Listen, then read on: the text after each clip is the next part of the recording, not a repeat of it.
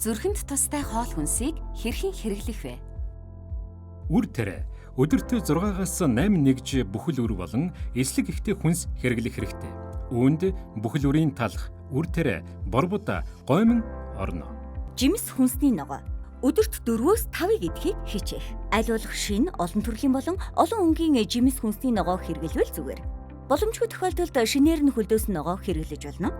Хэрвээ зөвхөн лаазалсан хүнсний бүтээгдэхүүн жимс идэх боломжтой тохиолдолд шошхыг шалгаж, нэмэлт давс элсэн чихэргүй бүтээгдэхүүнийг сонгож хэрэглээрэй. Сүүн бүтээгдэхүүн өдөрт 3-4 нэгжийг хэрэглэнэ. Тослог бахтай сүүн бүтээгдэхүүн сонгоно. Уураг дахиад болон цацагт хяруул зэрэг арьснаас нь салгасан өөх тос баг агуулсан махыг жигнэж эсвэл хуурч идэж болно. Улаан махны хэрэглээгээ багасгах, савлсан хям, зайдас гэх мэт боловсруулсан махнаас зайлсхийх хэрэгтэй.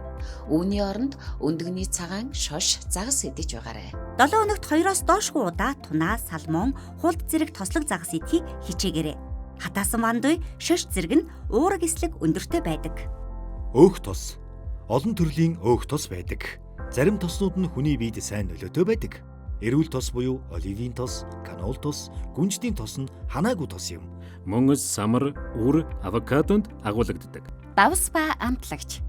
Давс баг эсвэл давсгүй шүл соус амтлагчийг хэрэглээрэй. Хоолой хуурч амтлахын тулд чинжүү, халууногоо, ургамал, цуу, нимбэг болон лаймын жуус зэргийг ашиглаарай. Өдөрт хэрэглэх нийт давсны хэмжээ 5 граммаас хэтрэхгүй байх. Элсэн чихэр, зүгийн бал, жимсний чанамал зэргийг бага хэмжээгээр хэрэглээрэй. Амттан зүрхэн тустай хоолны дэглэм ерөнхийдөө сахар болон амттан хязгаарладаг. Амттан идэхэр бол мөн л бага төслөгтөг нь сонгохыг хичээх бөгөөд жимсгэн тун сайн сонголт байж болох юм. Таны эрүүл мэнд таны гарт.